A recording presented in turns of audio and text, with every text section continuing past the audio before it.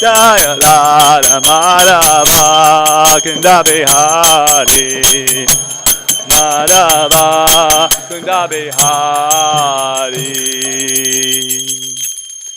Jayo Vishnupad Paramahamsa Rajakachayastachar Sada Shri Srimad His Divine Grace A.C.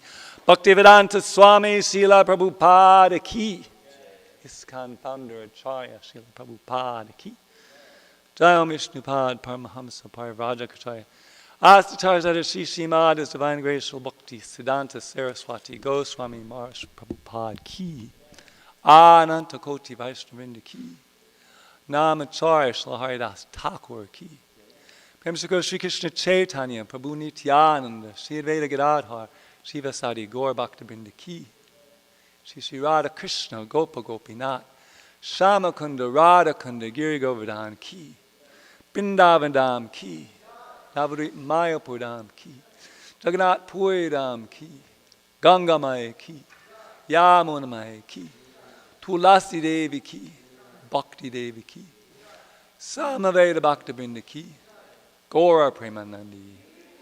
All glories to the assembled devotees. All glories to the assembled devotees. All glories to the assembled devotees. All glories to Sri Guru and Gauranga.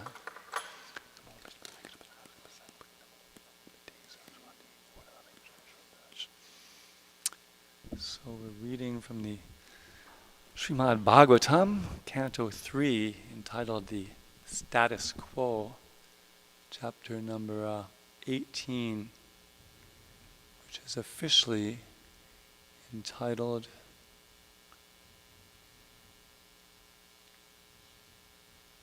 The Battle Between Lord Bor and the Demon Hiranyaksha.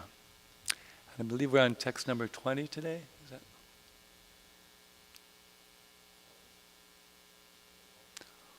Om Namo Bhagavate Vasudevaya.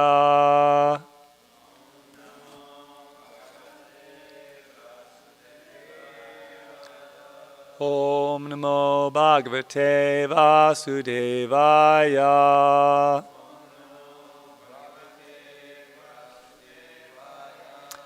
Om Namo Bhagavate Vasudevaya.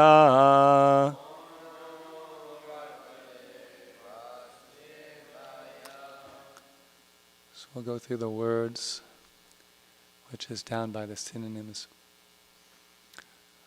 Daityasya Yagya Avayavasya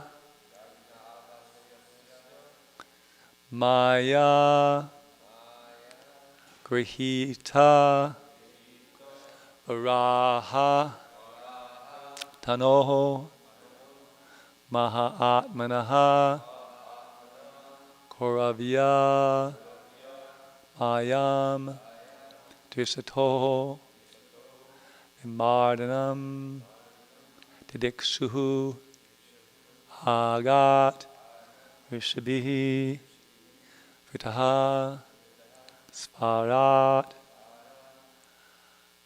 Daityasya Yagyavayavasya Maya. Let's try that one again. Daityasya Yagyavayavasya Maya.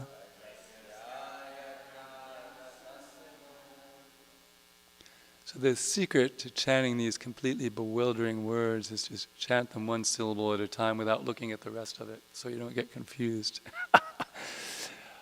Daityasya Yagyavayavasya Maya.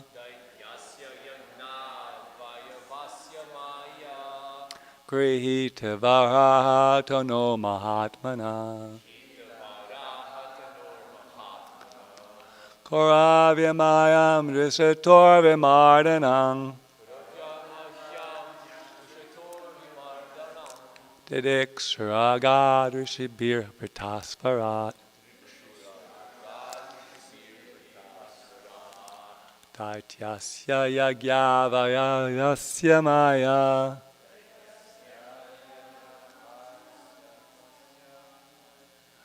Daityasya Yagyavavayasya Maya Krita Varatanor Mahatmana Kralavya Mayam Drisator Vimardanam Tadiksharagad Rishabir Vatasvarat Daityasya Yagyava Yavasya Maya Grahita Varatanor Mahatmana Karavya Mayam Drisator Vimardanam Tadiksharagad Rishabir Vatasvarat. Please chant. Daityasya Yagyavavayasya Maya Grihita Varatanor Mahatmana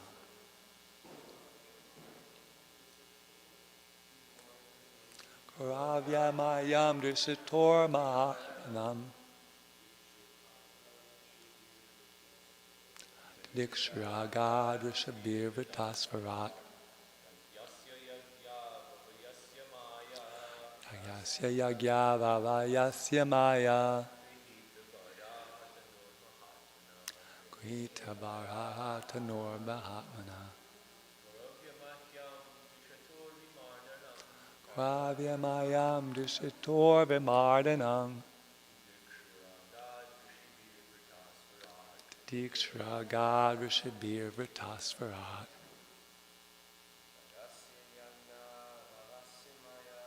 Tatyasya Yagyavavayasya Maya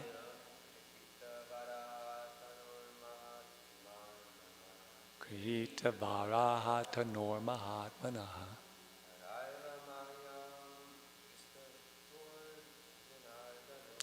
Karavya Mayam Drisator Vimardanam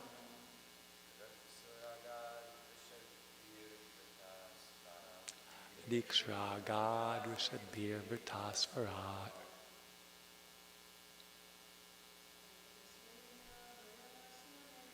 Daityasya Yagyavavayasya Maya Krita Varatanor Mahatmana Karavya Mayam Drisator Vimardanam Dikshuragad Rishabir Vitasvarat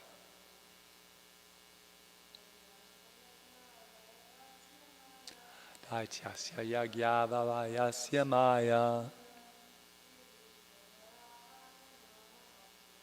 Krita Varatanor Mahatmana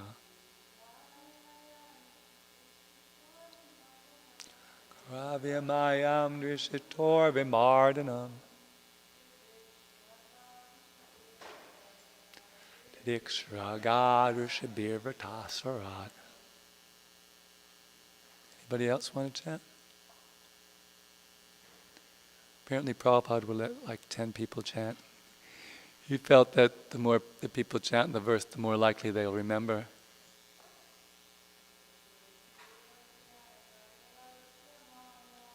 Daityasya Yagyavavayasya Maya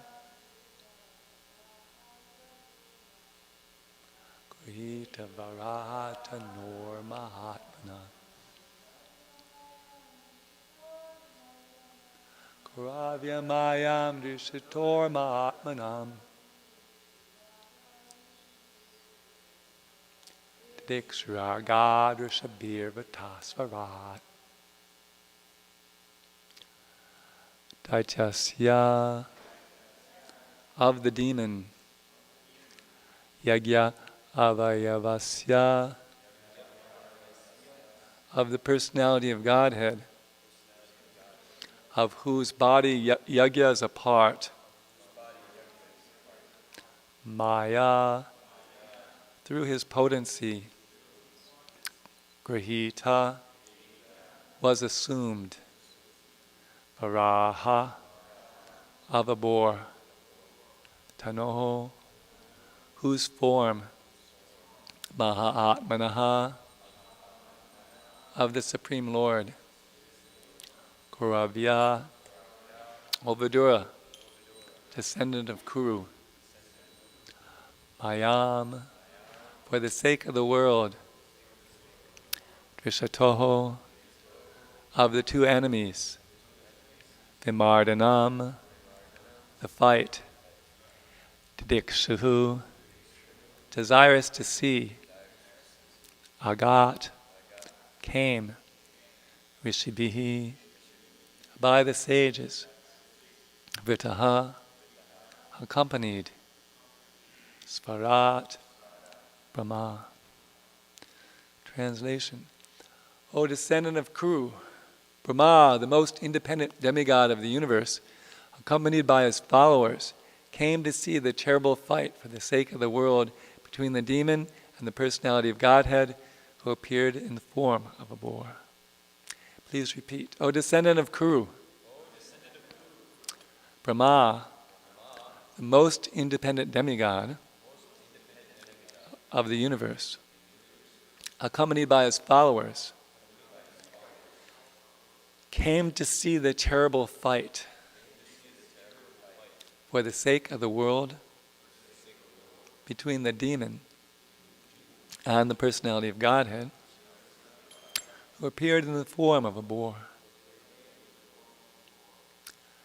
Translation, purport by His Divine Grace A.C. Bhaktivedanta Swami, Srila Prabhupada. The fight between the Lord, the Supreme Personality of Godhead, and the demon is compared to a fight between bulls for the sake of a cow. The earth planet is also called go or cow, as bulls fight between themselves to ascertain who will have union with the cow. There's always a constant fight between the demons and the Supreme Lord, or his representative, for supremacy over the earth. Here the Lord is significantly described as Yagyavayava. One should not consider the Lord to have the body of an ordinary boar. He can assume any form, and he possesses all such forms eternally. It is from him that all other forms have emanated. This boar form is not to be considered the form of an ordinary hog. His body is actually full of yagya, or worshipful offerings. Yagya sacrifices are offered to Vishnu. Yagya means the body of Vishnu. His body is not material, therefore he shouldn't be taken to be an ordinary boar. Brahma is described in this verse as Svarat. Actually, full independence is exclusive to the Lord himself, but as part and parcel of the Supreme Lord, every living entity has a minute quantity of independence. Each and every one of the living entities within this universe has this minute independence. But Brahma, being the chief of all living entities, has greater potential of independence than any other.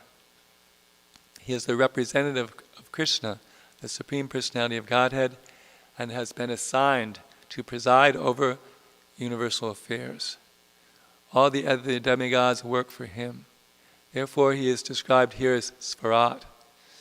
He is also accompanied by great sages and transcendentalists, all of whom came to see the bullfight between the demon and the Lord.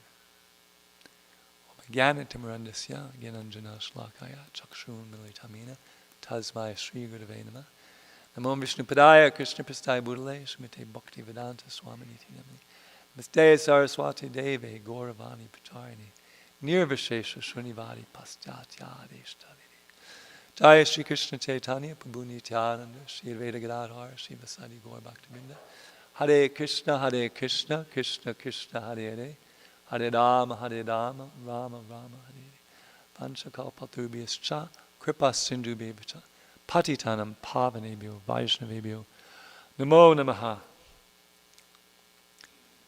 So Srila Prabhupada covers different points in this purport.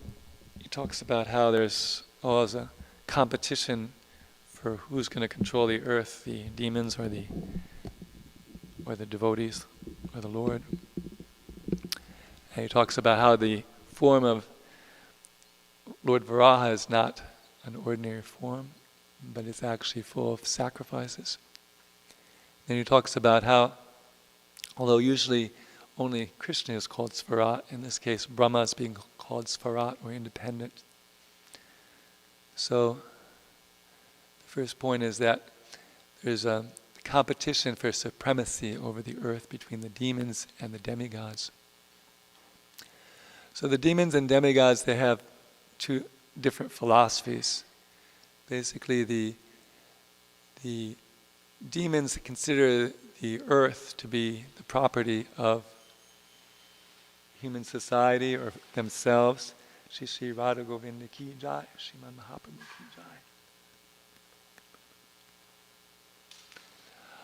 So, whereas the demigods consider the earth to be the property of the Supreme Lord, and because it's the property of the Supreme Lord, it should be used according to the directions of the Supreme Lord. So the demigods, they're always interested in understanding from the Shastra how they're supposed to use Krishna's property in Krishna's service, whereas the demons consider it that their property and they can do whatever they want with it. And therefore, there's always a competition between these two groups that have different views. And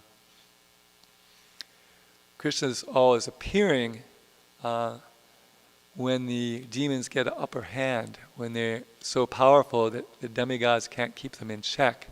And therefore, the purpose of the material world, which is won't actually be fulfilled.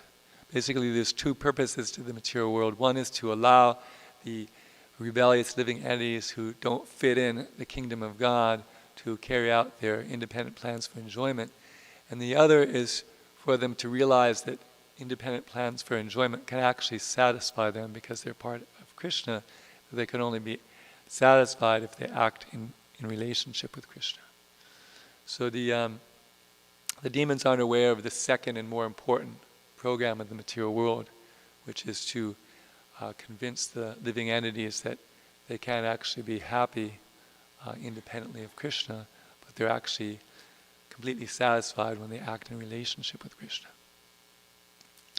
So Krishna is always coming when the demons become very powerful, as in this case, Hiranyaksha was very powerful. He was basically just wandering around the earth looking for people to fight with. He was even going to fight the demigod Varuna, but he advised him that, no, you better off fighting Vishnu. I'm too old for combat. But the Lord Vishnu will give you a good fight. So,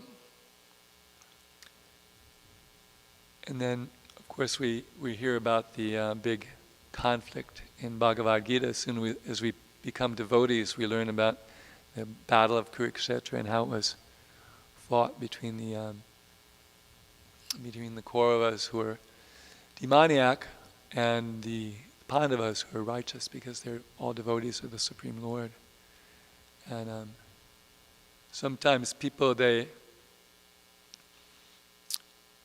they don't know the whole story, they're wondering, Arjuna is such a nice guy, he doesn't want to fight with his relatives, and here Krishna, the Supreme Lord, is trying to.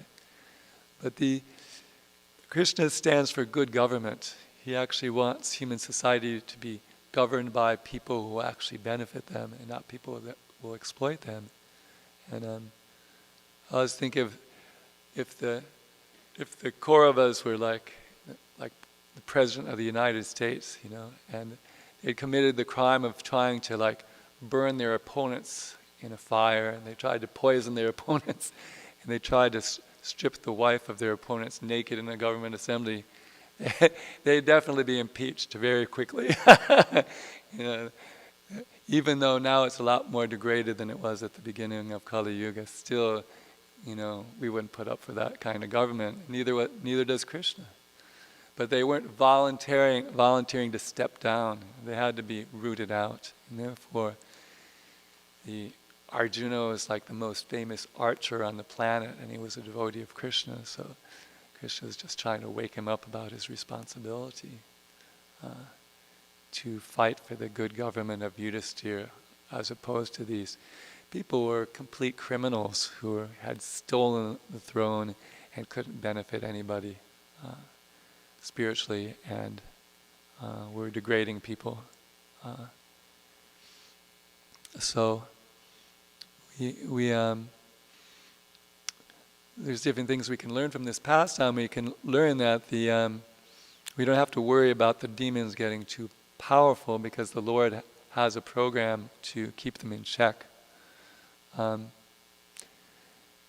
Krishna talks. So Prabhupada talks in the beginning of the 10th canto of the Bhāgavatam in his early purports, because Krishna appeared at a time when people were building up their military for fighting. There were all these different demoniac kings with all these armies and weapons, and it was creating a burden on the earth, and therefore the earth went to Brahma and complained.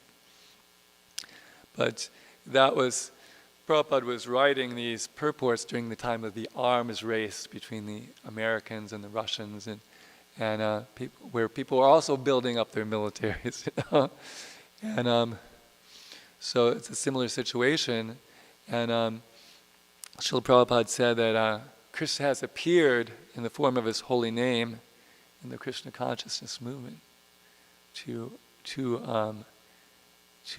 defeat this demoniac force.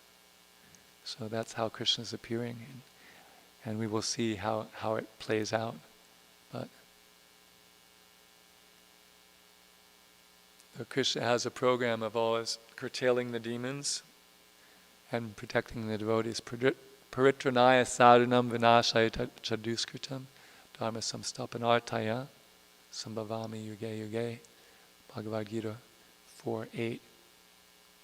So in this pastime, he's demonstrating his protection of the earth planet and its inhabitants, and the curtailment of the abuse of Hiranyaksha, who thought the earth existed simply for sense gratification, like the modern demons of today.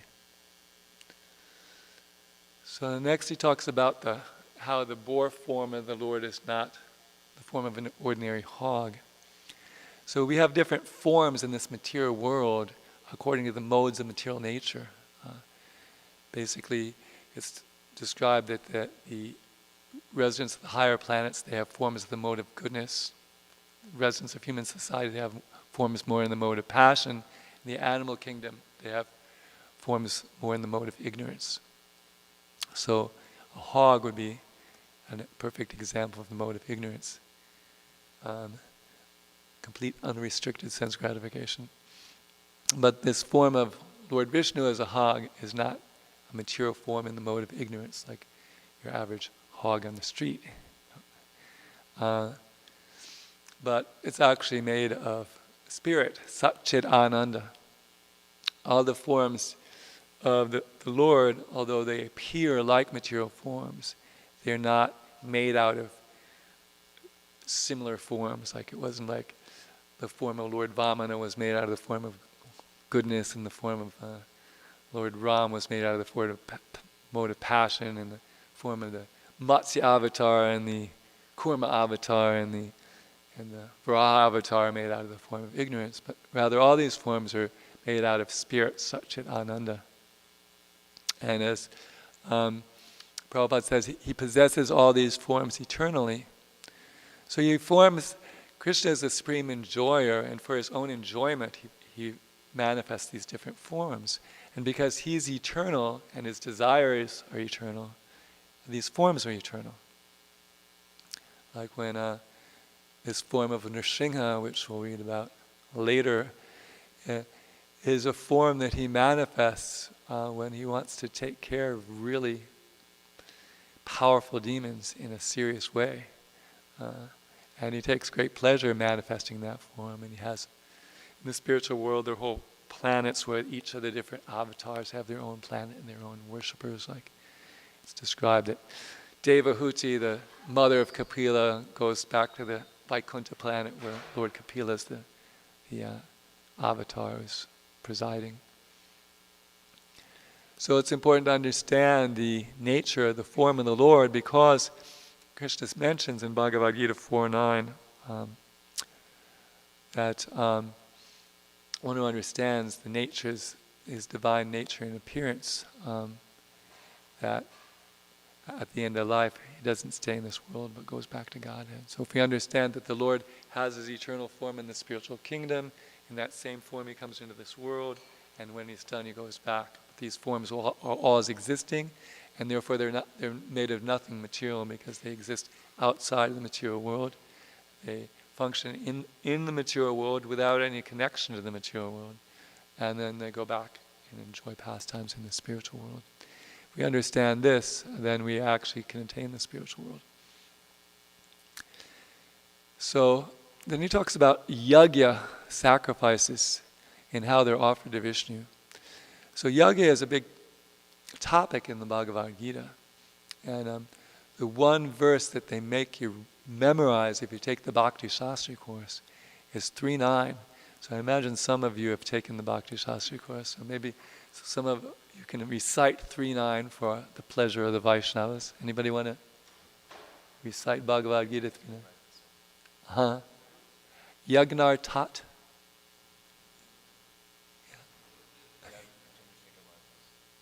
Anybody?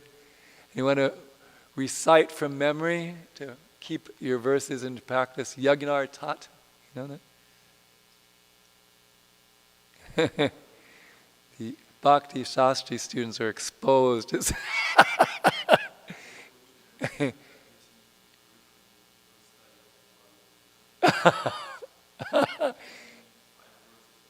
This verse is one of them. Yagnar Tat Kamanyon Cha Lokal Yam Karma Bandhanam Ardamapi Konteya Mukta Sangas Matra. Work done as sacrifice for Vishnu must be performed. Otherwise, work causes bondage in this material world. O son of Kunti, perform your duties for his satisfaction. In this way, you'll always remain free from bondage. So it's the big verse about sacrifice. It's the main verse they have you memorize. They may have you memorize 13, which is the Prasadam verse, about how the santas, they take food that's just offered for sacrifice. Yeah. So at any rate, yajna is a very important topic in Bhagavad Gita, so I thought I'd read this purport, which is very brief, just 2 paragraphs. Since one has to work even for the simple maintenance of the body, the prescribed duties for a particular social position and quality are so made that that purpose can be fulfilled. Yajna means Vishnu or sacrificial performances. All sacrificial performances are also meant for the satisfaction of Lord Vishnu. The Vedas enjoin Yajna vai Vishnu. In other words, the same purpose is served whether one performs prescribed yajnas or directly serves Lord Vishnu. Krishna consciousness is therefore a performance of yajna as prescribed in this verse. The Varnashram institution also aims at satisfying Lord Vishnu. Varnashrama charavata pumsena para praman Vishnu aradite. Vishnu Purana 3.8.8. Therefore, one has to work for the satisfaction of Vishnu. Any other work done in the material world will be a cause of bondage, for both good and evil work have their reactions. Any reaction binds the performer.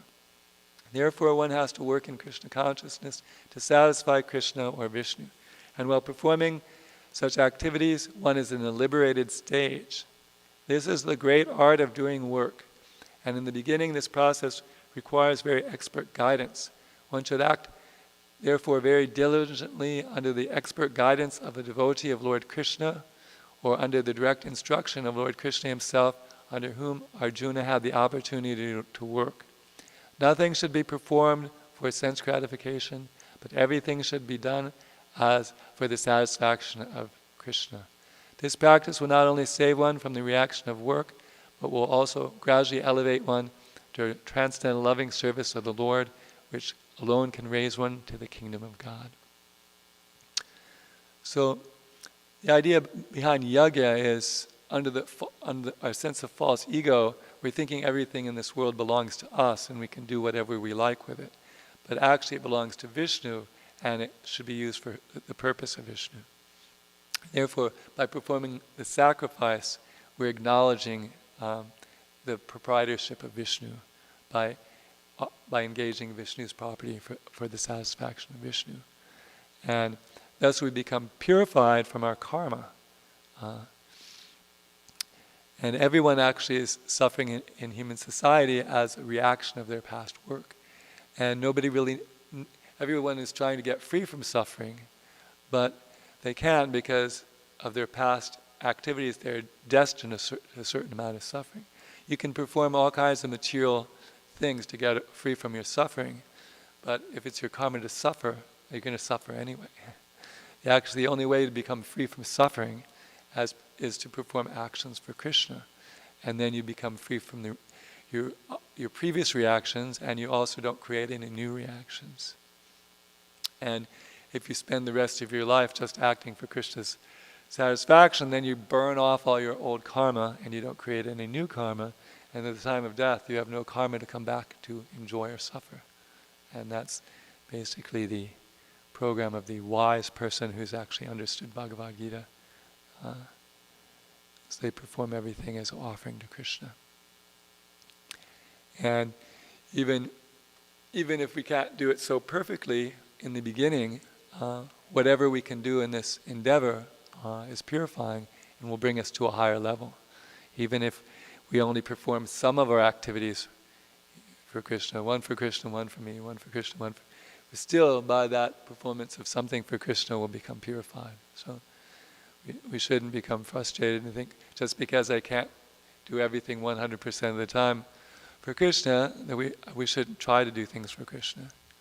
And basically, we should try to do things that Krishna approves of, and also perform those activities that Krishna approves of as an offering to Krishna. And then our consciousness becomes purified.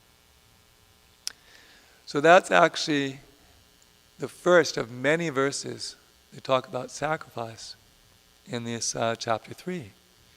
And I just read the others because it enlightens us about the whole purpose. Verse 10, in the beginning of creation, the Lord of all creatures sent forth generations of men and demigods along with sacrifices for Vishnu and blessed them by saying, be thou happy by the sacrifice, because its performance will bestow upon you everything desirable for living happy and achieving liberation. So it's a really good deal. We'll be happy in this world and we'll go back to Godhead. We just have to perform sacrifice. And in the age of Kali, the sacrifice is so simple. We just have to chant Hare Krishna. What a simple sacrifice. It doesn't cost anything. You can just... You don't even need drop of beads. You can chant on your fingers. Lord Chaitanya chanted on his fingers. And there's so much benefit. Actually, see, all the problems in human society actually exist because people's hearts are contaminated. People's hearts are filled with lust, greed, and anger. And therefore they do things that cause trouble to themselves, and they do things that cause trouble to others. But if people performed the sacrifice of chanting the holy name, their heart would become purified, Cheto Darpana Marjana. It was so impressive to me that I was reading transcripts of certain lectures of Prabhupada, and he kept stressing this Cheto Darpana, and I looked it up on the folio. 553 times Prabhupada quotes Cheto Darpana, which means this idea of purifying the consciousness is very important to him. And that is what is said to happen in the first verse of the Shikshashtaka when we engage in this congregational chanting of the holy name.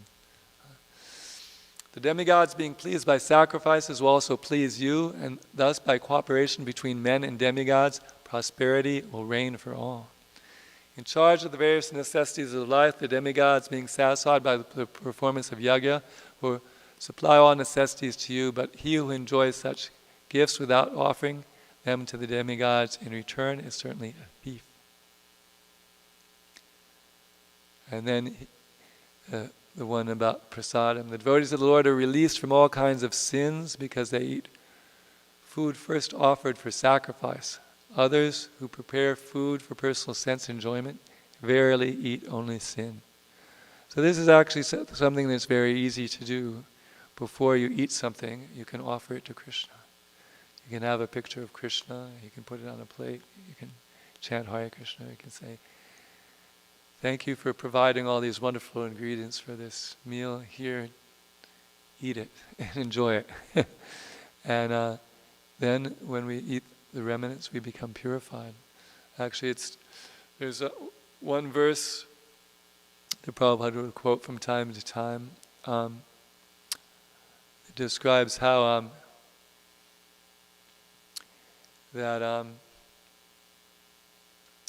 we can't perceive Atasha Krishna Nama Adina Bhava and Graham Andriyar. We can't, with our blunt material senses, we can't perceive the name, fame, form, pastimes of the personality of Godhead.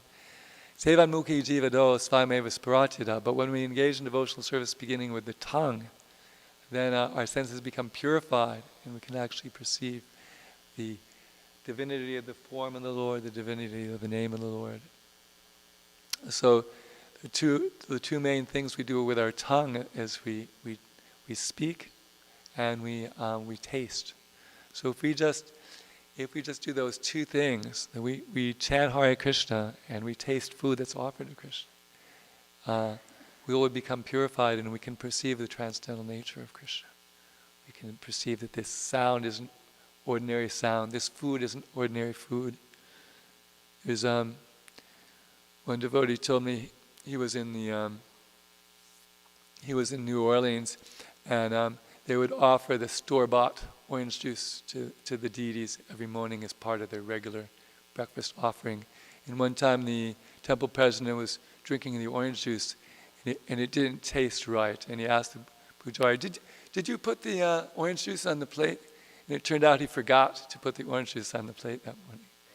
But the senses of the temple president were so purified, he could discriminate between orange juice that was offered to Krishna and orange juice that wasn't offered to Krishna. We could create a test to see how elevated people are. We could give them prasadam orange juice and bhoga orange juice and see who could discriminate. Because his senses were purified by engaging in devotional service. He could make the distinction, right? So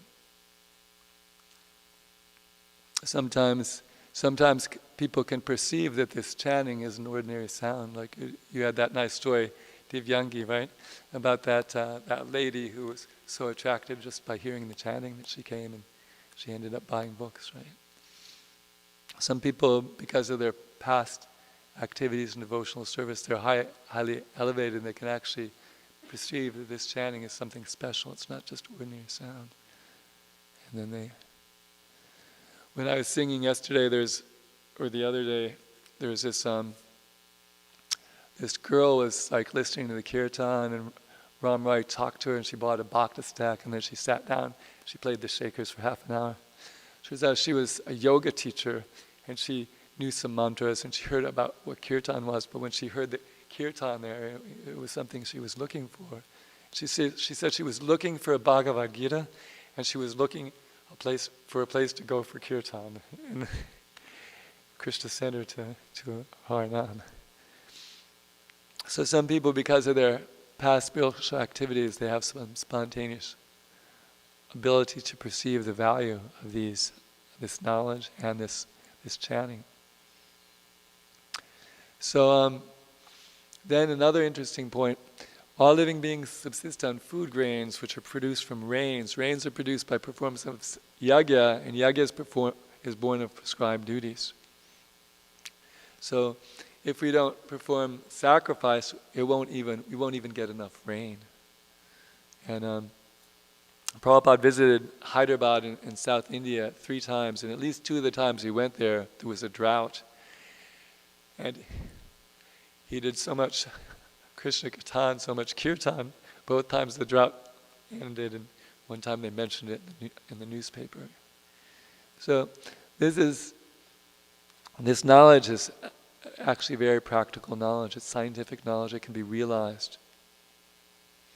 Regulated activities are prescribed in the Vedas. The Vedas are directly manifested from the Supreme Personality of Godhead. Consequently, the all-pervading transcendence is eternally situated in acts of sacrifice. My dear Arjuna, one who does not follow in human life the cycle of sacrifice thus established by the Vedas certainly leads a life of sin, living only for the satisfaction of the senses. Such a person lives in vain. So that's most of the people in human society. They're not aware that they're indebted to Lord Vishnu for supplying. If Krishna didn't supply us air, we would die in just a few minutes. If he didn't supply us water, we would die in a few days. If he didn't supply us food, we'd die in a few weeks. So we're very completely dependent on Vishnu for his supplies. And all he's asking us to do is chant his name. And we're so stubborn. No, I don't have time to chant your name. It's like so crazy. He's making so much provision for us, but we're unwilling to spend a little time chanting his name. That's too much work. And then later on in the 4th chapter, there's another whole slew of verses talking about all kinds of different sacrifices people perform. Some yogis perfectly worship the demigods by offering different sacrifices to them. Others offer sacrifices in the fire of the Supreme Brahman. Some, the unadulterated brahmacharis, sacrifice the hearing process and senses in the fire of the mental control. And others, the regulated householders, sacrifice the objects of the senses into the fire of the senses. Others who are interested in achieving self-realization through control of the mind and senses offer the functions of all the senses and of the life breath as oblations into the fire of the controlled mind.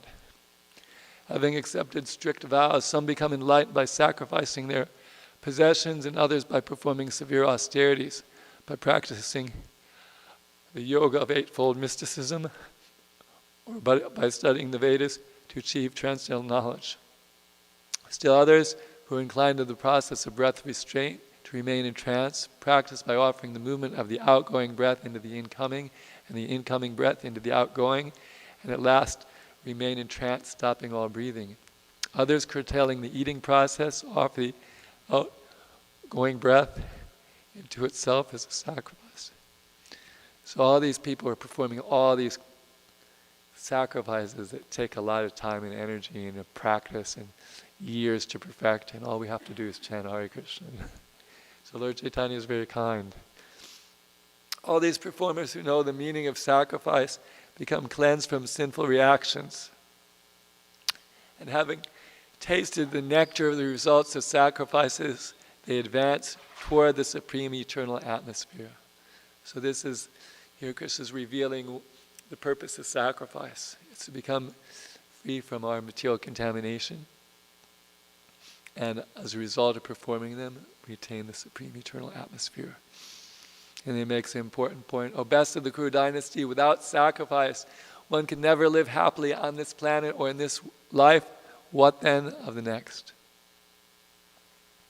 All these different types of sacrifice are approved by the Vedas, and all of them are born of different types of work.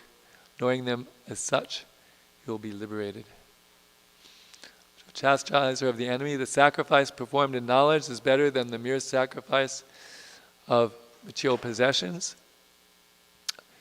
After all, O son of Pritha, all sacrifices of work culminate in transcendental knowledge. So the next verse, everybody knows, so I'm sure this is the first verse I ever learned, and I'm sure some of you have already learned it. After talking about all these kinds of sacrifice, Krishna tells us how we can learn about sacrifice by approaching a spiritual master. Does anybody remember that verse?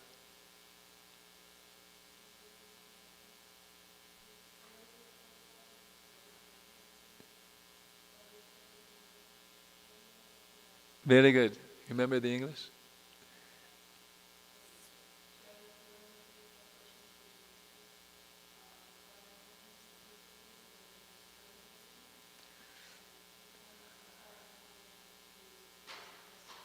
Yeah, the self-realized souls, they can impart knowledge on you because they have seen the truth. So this knowledge of sacrifice is what the Guru, thank you. It's always nice to have water.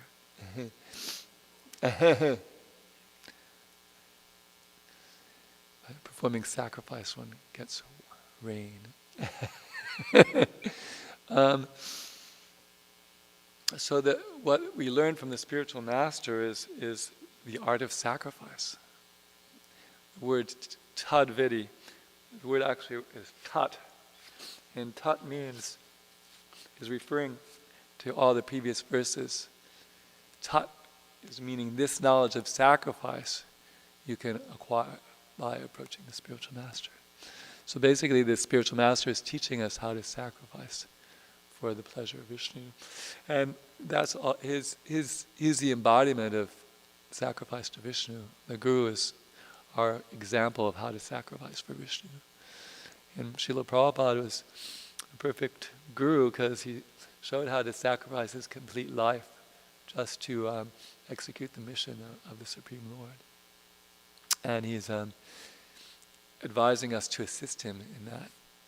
And if we just dedicate our life to us performing the sacrifice of assisting Srila Prabhupada in maintaining and expanding his Sankirtan movement, which is Lord Chaitanya's Sankirtan movement, then we can become completely purified and attain the supreme eternal atmosphere. So sacrifice is very important, and Krishna speaks in 18:5, a very amazing verse. He says that even the great souls are purified by acts of sacrifice, charity, and penance. Therefore, no one should abandon such acts. One should think, I've done so much penance, I'm not going to do anymore. No, but even the great souls are purified by acts of penance, austerity, and charity. So the next topic, the last paragraph, talks about how Brahma is sometimes called Svarat, which means independent. And there's one verse that has Svarat in. Does anybody know the famous verse that has Svarat? Any Bhakti Vaibhava students here? Anybody know? What the verse, there's a famous verse that has the word Svarat, which means independent in it. I was wondering if anybody knows. Yeah. It's in the first line. You don't have to quote the whole thing. You just have to quote the first two lines. First line's easy. Om Namo Bhagavate Vasudevaya. Yagyartat. No, sorry. Let's say Janmadyasya Yatonya Vad Itaratas Chetarshva Vigya Sparat. So Krishna is the ultimate independent. And we have, because we're part of Krishna, we have independence, but we have independence to think whatever we want, but whatever we think doesn't actually manifest. Krishna is called aptakama. Whatever he desires actually becomes manifest. But we're not like that, which is actually very good, because we'd be creating a lot of trouble. So, but we have independence, and just as like in a family, if a son is grown up, the father would give him more independence. Like when we're children, we're very much controlled. We have to get back. We have to come in at a certain time. We can't stay out all night, play or party or whatever. Our movements are controlled by our parents. But when we grow up, we're given more freedom. And the more responsible we are, the more freedom we're given. So Lord Brahma is the most pious living entity, and therefore he's given the most freedom. And it said if you perform your prescribed varnashram duties perfectly for 100 lives, you too can become Lord Brahma, if you ever wanted to, and have your own universe to control on behalf of Lord Vishnu. So all the demigods are working under him, so they're all controlled by him, but there's nobody above him except Lord Vishnu himself.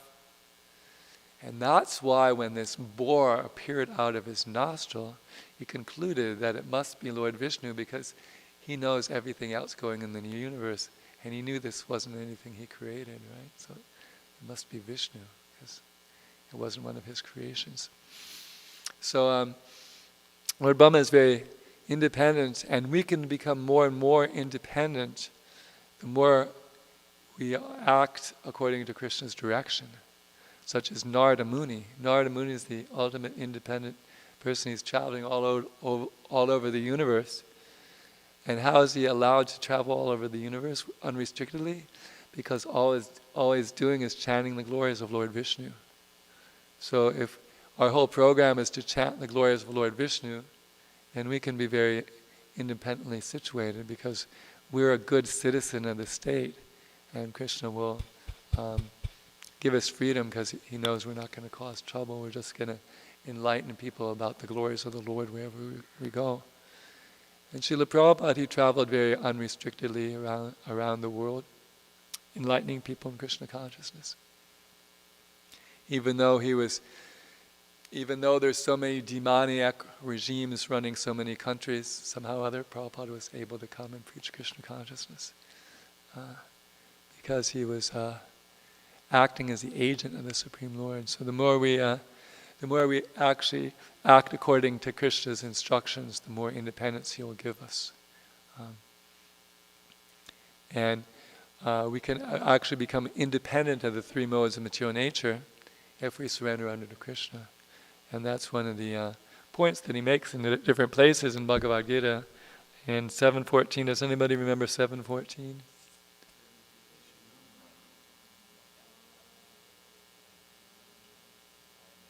Hey, that's a big verse, huh? Everyone knows that one. It's good, important. We need to know how to conquer over the material energy by surrendering to Krishna. And then he also says, 14.26, anybody know that verse? The end of chapter 14. Yeah, beautiful.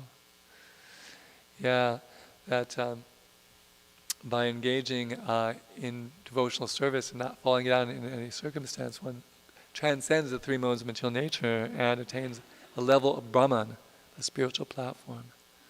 So if we are completely absorbed in devotional service, we can be completely transcendental to the modes of material nature. And it's not all or nothing. The more we surrender to Krishna, the less we're affected by the material nature. That point's made by Kapila in the later in the third canto. He says that more one advances in self-realization, the less the material energy affects him. So if you're tired of being affected by the material energy, you just have to surrender more to Krishna. And that's a motivating factor for people who haven't attained love of God, that they may be tired of suffering the threefold miseries and the fourfold miseries, which are provided by material nature to motivate us to surrender to Krishna. And if we finally become so fed up with the suffering, we surrender to Krishna, then we'll actually be free. Haridas Thakur, they tried to beat him to death in 22 marketplaces, but he didn't actually even feel the blows. Lord Chaitanya protected him from feeling the blows because of his great advancement in performing the yajna of chanting the holy name. He was smiling and laughing, and the people were freaking out because they couldn't do their job of killing him. But he wasn't disturbed by these miseries inflicted by other living entities, because he was completely protected by his performance of yajna to Vishnu.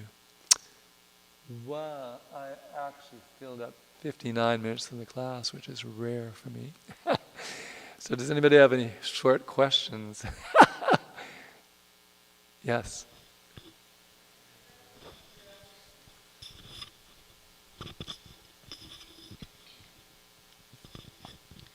You read in the chapter 3, verse 13, that devotees are relieved from sins because they offer the food to the Lord, but those who prepare the food for their own sense enjoyment, they eat only sin. Right. However, in the first part of the verse, it does not say that devotees don't prepare the food for their sense enjoyment, for their own pleasure. It's just that they offer it to the Lord. Right. Is the sacrifice still valid if they prepare the food for their pleasure, but first offer it to the Lord? Yeah. The key thing is to offer it to the Lord. The Lord knows we have to eat. He says in Bhagavad Gita 6:16, Yadanashtascha yogo stina chaikantamanashtata, that a yogi, he can't eat too much or eat too little. So we do have to eat. It's accepted by Krishna. So he knows that we do have to ultimately eat the food. But he wants us to offer it to him first, because it'll develop our relationship with him. And he remembers that we have a very nice relationship with him, but we are forgetting that, and he's giving us different clues how we can develop that, and one is by offering food. And that's his kindness, that he'll accept the food and free us from the reaction. So it's, if we prepare foods solely for our enjoyment and without any intention of ever offering it Krishna in a million years, that will definitely be reaction. And of course, on the highest level, the people who have, the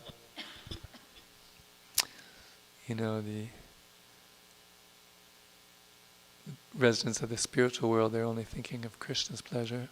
And they don't have material bodies that need to eat anything either, which makes life easier. So you can just think about offering things to Krishna for his pleasure. But Right, I have a question. This may be a silly question. Because you were reading the part where Krishna talks about the different types of yagnas that are offered by yogis, and I know that Srimad Bhāgavatam, of course, has lots of verses about this, like Hare Nama, that whole thing. But it doesn't actually talk about chanting the holy name in the Bhagavad Gita. Why is it that chanting the holy name isn't explicated in the list of different yagnas in the Bhagavad Gita, which covers all of the spiritual paths so comprehensively? Well, it's not actually a fact. It's not mentioned. It's mentioned in 10:25. Japanam, yes, yagyanam japa yagyosmi, of sacrifices I'm japa, the chanting of the holy name. That's also mentioned, yes. Sachatamikirtayantamam, itantas chajra, namantas tajaya, amnitam nityuktapasate. Devotees always chanting my glories, endeavoring with great perfection, bowing down before me. Perpetually worship me in devotion. And it's also mentioned, there's another verse that glorifies the holy name, which is 11:26, which I can remember on a good day. Basically, Arjuna is glorifying Krishna in the Universal Form chapter, saying, Stane Rishikesha Tava Prakirtya Jagat Parishyat Yanarajatecha. O Master of the senses, the world becomes joyful upon hearing your name. Thus everyone becomes attached to you. So it doesn't really say name, it says glorious. Prakirtya means chanting your glories. That's the word kirtya. Prakirtya. By the glories. Stane Rishikesha. That's what I get for studying other translations in the past of Bhagavad Gita. So those are 3 verses that promote the glorification of the Lord, and the one that promotes japa. So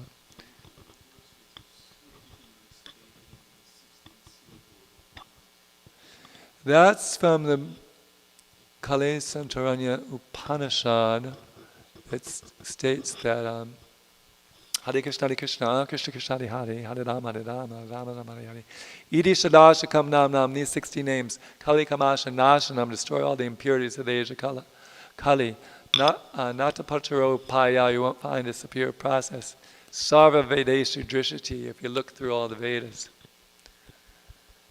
So that's in a conversation between 2 of our great acharyas in our line, namely Brahma and Narada.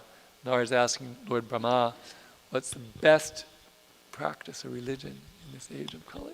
Lord Brahma says, Hare Krishna, Krishna Krishna, Hare Hare, Hare Ram, Ram Ram, Hare. These 60 names destroy all the impurities of the age of Kali. You won't find a superior process. You look through all the Vedas.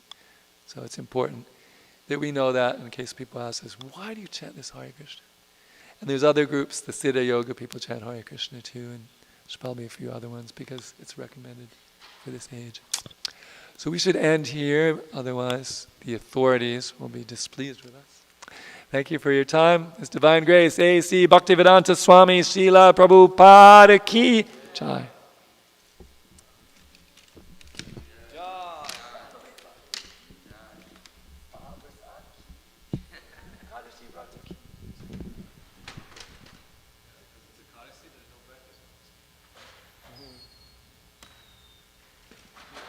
Half the day, get half the benefit. I'm fasting the whole day.